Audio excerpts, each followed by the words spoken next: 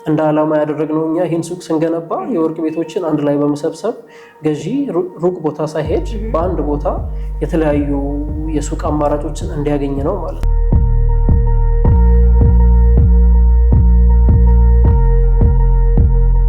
ይህ ሱቅ በአንድ ፍሎር 14 ሱቆች ብቻ ናቸው የሚኖሩት። ይህም ማለት በደንብ ለቀቅ ተደርገው በሌክዠሪ ስታንዳርድ እንዲሰሩ ነው የምናደርገው ማለት ነው።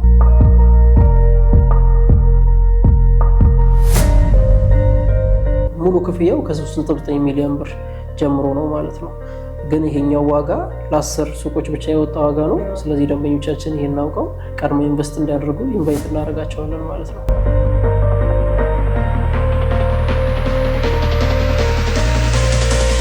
ሱቁ የሚገኘው በመሀል ከተማ ነው። 4 ኪሎ አምባሳደር ሞል አካባቢ።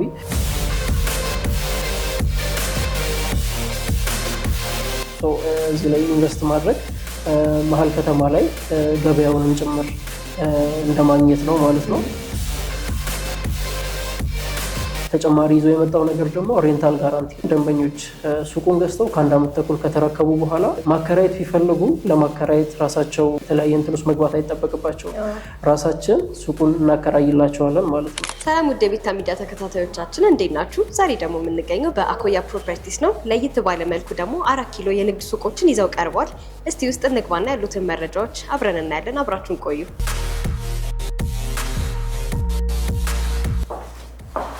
ሰላም፣ እንኳን ደህና መጣሽ። እንኳን ደህና ቆየሽ። እስቲ እንግባና በደንብ ማውራት እንችላለን። ይቻላል።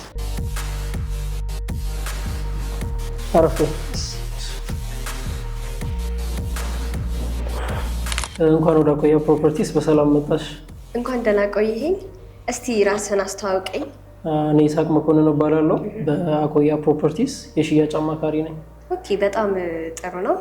አኮያ ፕሮፐርቲስ ለየት ያለ ነገር ይዘን ቀርበናል የሚል ነገር ሰምቼ ነው የመጣሁት። ግን ከዛ በፊት እስቲ ስለ አኮያ ባክግራውንድ አንዳንድ ነገር ንገረኝ። ኦኬ፣ አኮያ ፕሮፐርቲስ እንግዲህ በአኮያ ግሩፕ ስር የሚገኝ ሲስተር ካምፓኒ ነው።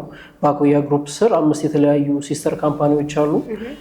ከነዚህም መካከል አኮያ ፕሮፐርቲስ አንዱ ነው። ሌሎቹን ስነግርሽ አኮያ ሞተርስ የሚባል ትልቅ የካር ኢምፖርት ድርጅት አለ። ኦልሞስት ከ12 ዓመት በላይ በጣም ብዙ የቤት መኪናዎችን ወደ ሀገር ውስጥ ኢምፖርት አድርጎ በመሸጥ ይታወቃል። ሌላኛው ደግሞ አኮያ ቱር ኤንድ ትራቭል ነው። አኮያ ቱር ኤንድ ትራቭል ደግሞ በኢትዮጵያ እና በምስራቅ አፍሪካ የተለያዩ የማስጎብኘት ስራዎችን የሚሰራ ትልቅ ድርጅት ነው። ሌላኛው አኮያ ኤክስፖርት ነው። አኮያ ኤክስፖርት ደግሞ ቡና፣ የቅባት እህሎችን ወደ ውጭ ኤክስፖርት በማድረግ የሚታወቅ ሌላ ትልቅ ድርጅት ነው።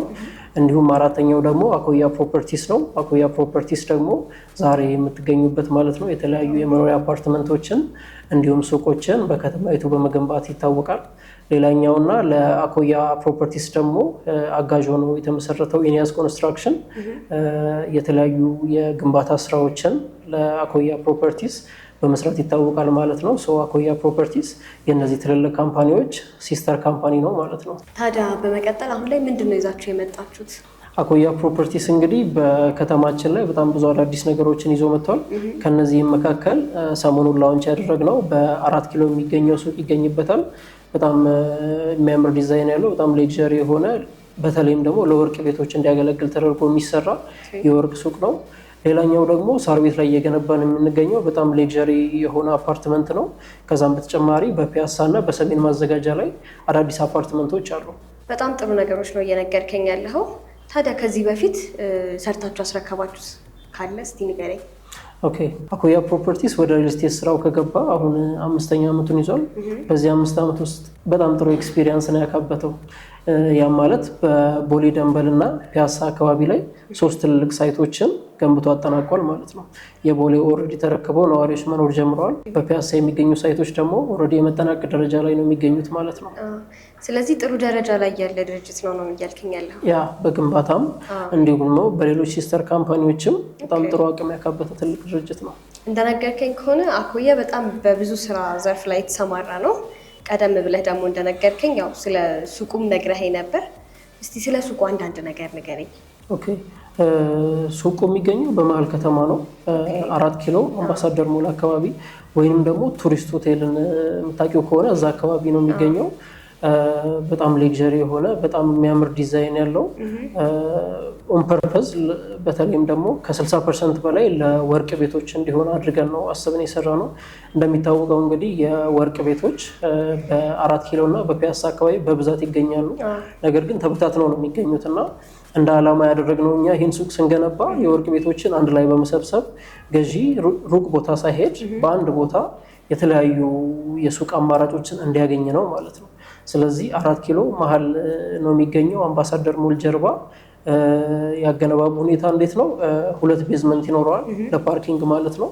እዛ ሱቅ የሚኖራቸው ባለቤቶችም እንዲሁም መጥተው የሚጠቀሙ ከስተመሮችም ምንም እንዳይቸገሩ ለፓርኪንግ 2 ቤዝመንት ይኖረዋል። ከዛ ግራውንድ እና G+14 ተደርጎ ነው የሚሰራው። እንደ አዲስ ደግሞ የቫሌት ፓርኪንግ ሲስተም እዛ ላይ እንጨምራለን ማለት ነው። ያም ማለት ባለቤቶች ወደ ሱቁ መጥተው ቀጥታ ፓርክ ማድረግ ሳይጠበቅባቸው ፓርክ ለሚያደርጉላቸው ሰራተኞች አስረክበው ቀጥታ ወደ ሱቁ መግባት ይችላሉ ማለት ነው። ይህን አዲስ ሲስተም ወደ ገበያው ይዘን መተናል። ከዛም በተጨማሪ ይህ ሱቅ በአንድ ፍሎር 14 ሱቆች ብቻ ናቸው የሚኖሩት።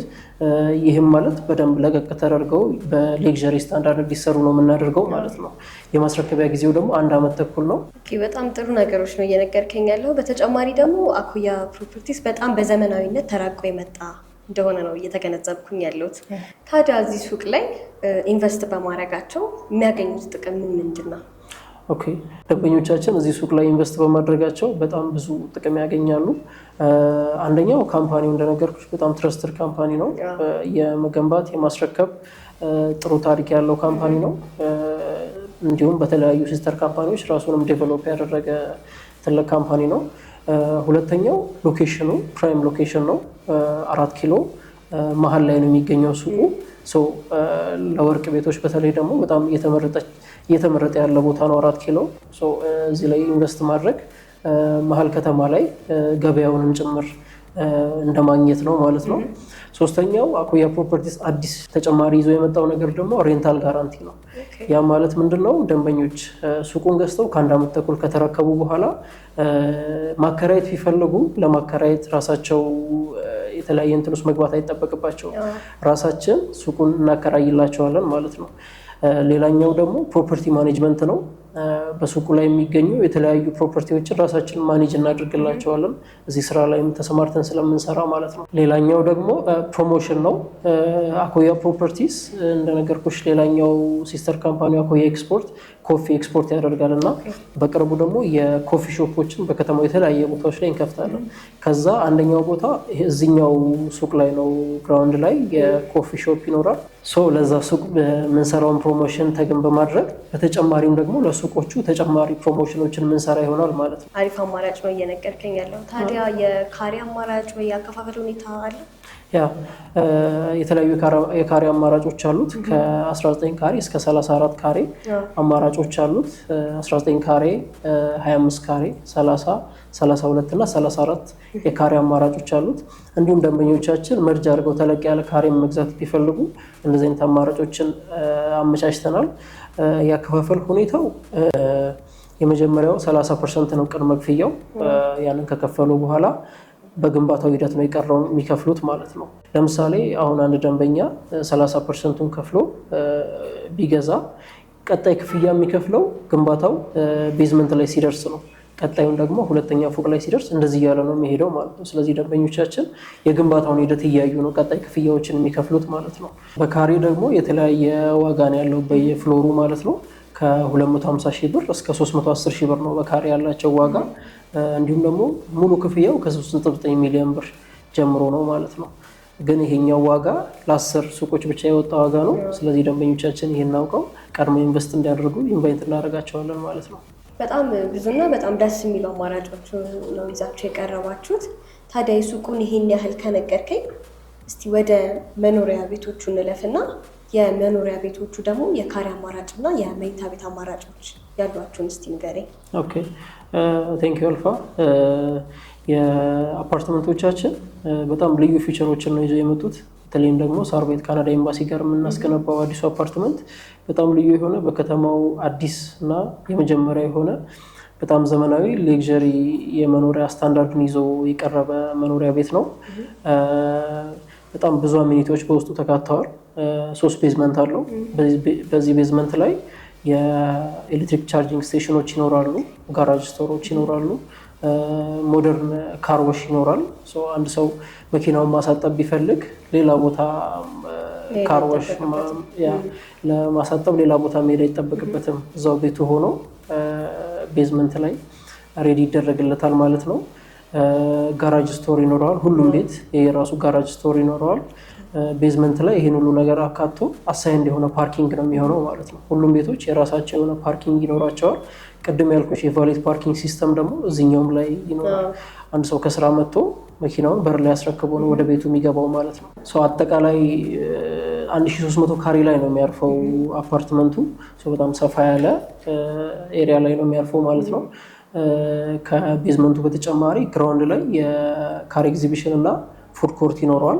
እንዲሁም ሁለተኛ እና ሶስተኛ ፎቅ ላይ ኦፊሶች እና የሚኒ ባንክ ሲስተም ኢንስታል እናደርጋለን። ምናልባት ይሄ ኮንሰፕት አዲስ የሚሆን ከሆነ ውጭ ሀገር ላይ የተለመደ ስፔሻሊ ደግሞ ዱባይ ላይ የተለመደ ሲስተም ነው።